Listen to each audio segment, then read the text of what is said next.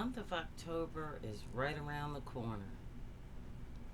This is when the fiscal federal year ends.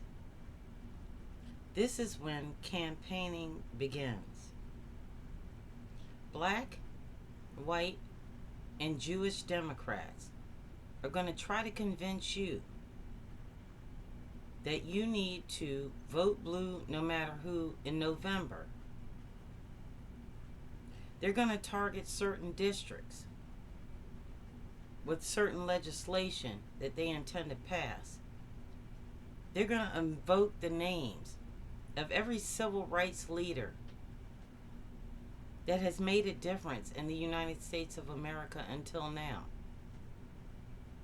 They're going to pretend that they stand up for the LGBTQ community, for Muslims, for black people, for Latinos. And they want to make America what it should have been. They're going to tell you that the only way that you're going to defeat Donald Trump and the Republican Party is to vote for them. They're going to hold out on certain legislation. They're going to play musical chairs with members of Congress that vote this way or that. Play good cop versus bad cop. They're going to do all this televised, telling you exactly what they're doing. But the problem with American society is that our attention span is way too short. This musical chairs has been taking place since probably the Reagan administration. Because when you have black and brown people that have benefited from the civil rights movement, followed by a generation of people who have not, and have trusted the system, you have organized chaos. And that is what we have in America right now. This is the Woke Socialist Podcast. My name is Vivian Zink. Please like and subscribe to this video if you want to move us up in the algorithms. If you don't, you don't. However, we will try to give you the best information we can coming from the DMV, which is where we are headquartered right now. And we have 50 years of knowledge, police officers, government workers, and all kinds of people advising us on how we got where we are right now. So let me get back to the thing that is bothering me right now. November is the midterms. That most people who live outside of reality is relying on to get us out of this mess. No matter what happens in November, in January, like every year, and in February, like every year, black, Jewish, and white American elected officials in Congress, Senate, and everywhere else are going to invoke the names of Martin Luther King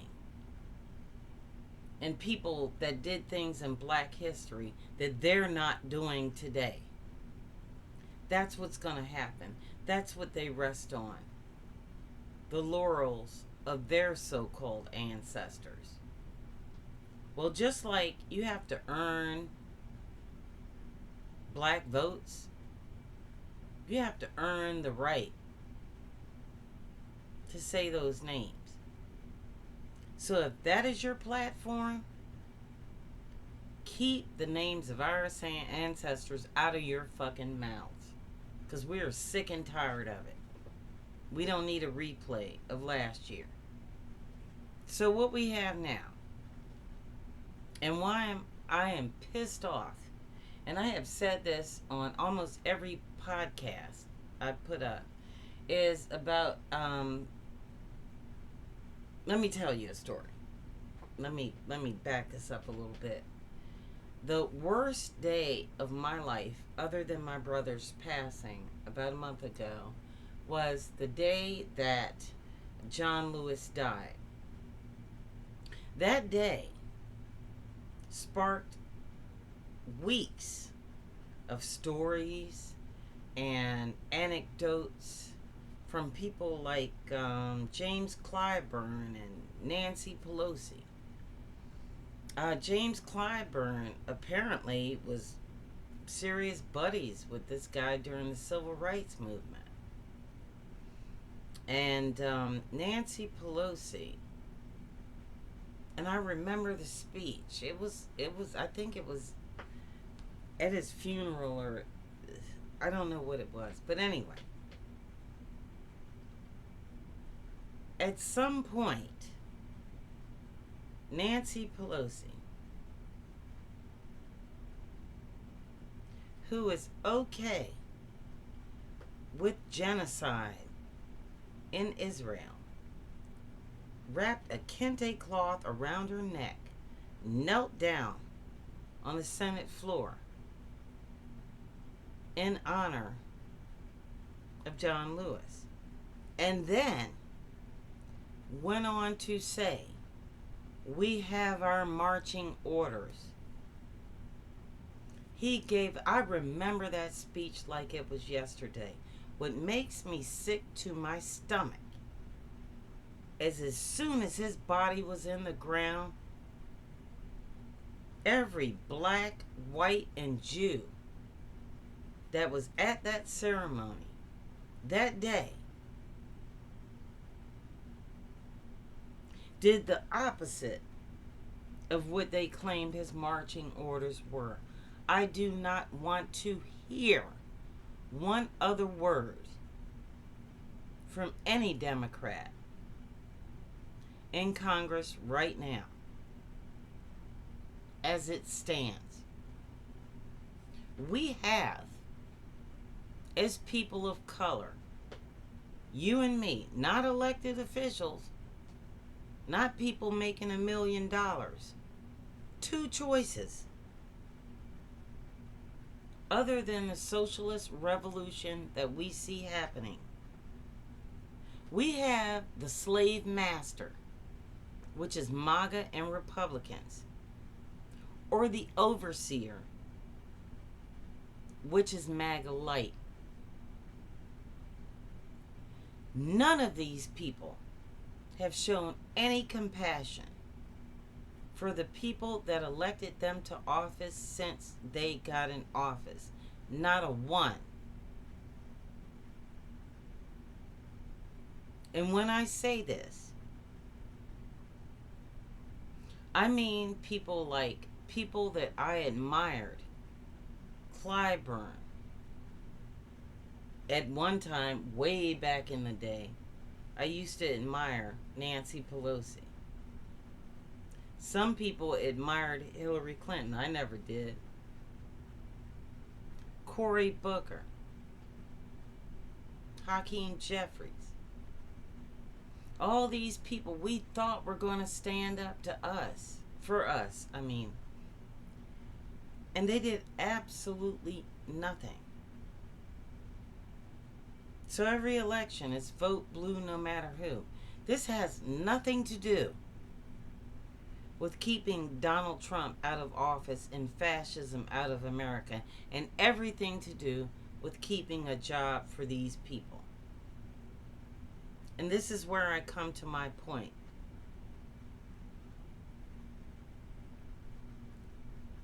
Hakeem Jeffries, or someone in the Democratic Party, had the audacity to suggest that Democratic Socialists that are winning more elections than any of them could win. Don't forget they lost the last presidential election. Cannot belong to the CBC unless they back Hakeem Jeffries for Speaker of the House. Now let me be clear. For those of us at the bottom of the rung who are not making money by being in elected office, we are not going to stand for this. We are not for you. We want you out. We want you gone. Just like Chuck Schumer. There is no longer any room in the Democratic Party for anyone, black especially, Jewish especially, and white indifferently, that associates themselves with a genocide overseas. And let me ask you at this time, black people of the state of Maryland, that went along with Adrian Bawafo getting elected because Steny Hoyer suggested he should. What in the actual fuck has any black individual elected to governor of the state of Maryland or the United States Senate ever done for a black person since they got there? Not a goddamn thing. But yet when they campaign, they always campaign asking for the black vote and promising and delivering nothing. Absolutely nothing. And I'm going to tell you something. I am deeply disappointed in the voters of the state of Maryland because I thought we were more intelligent than that. Despite what people outside of the DMV think, I don't live in the hood. Okay, the average price for a house around here is around or near $500,000. When I walk outside of my door, I see black and Muslim people. When I go to the store, white people are far between. You know why? Because the black people and the brown people that live around me did not get elected to office and get rich on insider trading and Aipac money. They worked their way through college when they could. And now you can't do that anymore. They invested in their communities. And now some can't afford that anymore. They bought land and houses. And now I live in one of the richest, darkest counties in America. And let that sit with you. The next time you think an Adrian Bawafo is going to roll through here like he did and get all the votes. Because some of us are going to be out telling the truth otherwise. And we need to. Wes Moore, once in a while, pops his head up. And he only does it on TV or social media with pictures of himself. I asked these black people that got elected to office, what the fuck have you done for black people lately? even though you rely almost solely on the black vote to get elected, as Governor Westmore did. You talk about your slave roots. You talk about being black. You talk about all this stuff about how you've been discriminated against until you get around people who have money. And let me tell you something about Cory Booker and Aipac Shakur. They're all over fucking Aipac. Eyes all wide. They see the checks. Them motherfuckers are like this. You know, all up on some Jewish ass. What the fuck is that about? In the last I understood American history, the most downtrodden people here were Native Americans and black people. So what the fuck are black elected officials doing? Worrying about Jews in America before their own communities that elected them, and then robbing us of our tax dollars, demanding we elect them again just because, and then sending that money over into a foreign country. Who the fuck do you think you are? And while I'm on that, let's get back on James Clyburn's motherfucking ass. How dare you invoke the name of John Lewis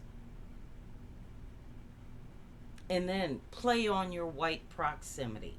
You people are disgusting. I used to respect you people, and I don't anymore. This is absolutely an affront to every slave that was whipped. Every slave, every black person that was sold in the United States of America. You discuss them.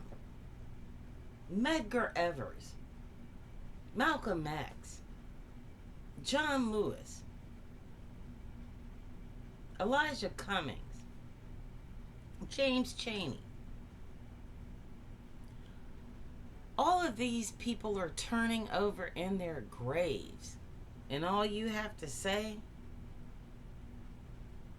is, if you are a Democratic Socialist, you can't join the Congressional Black Caucus.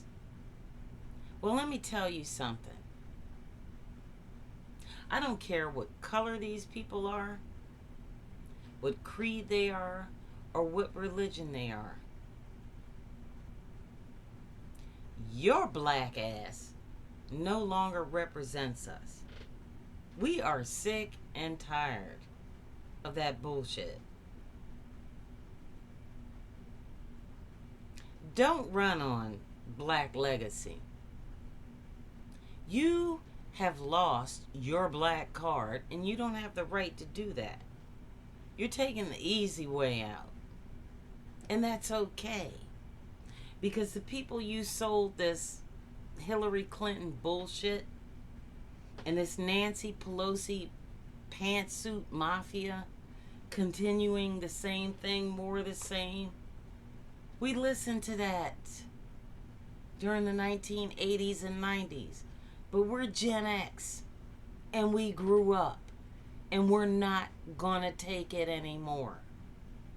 And you can call us communists, you can call us socialists, you can put us on a hit list, you can sick fucking Donald Trump on us, Aipac, you can sick the ADL on us, you can sick Aipac Jews on us, you can sick millionaires on us.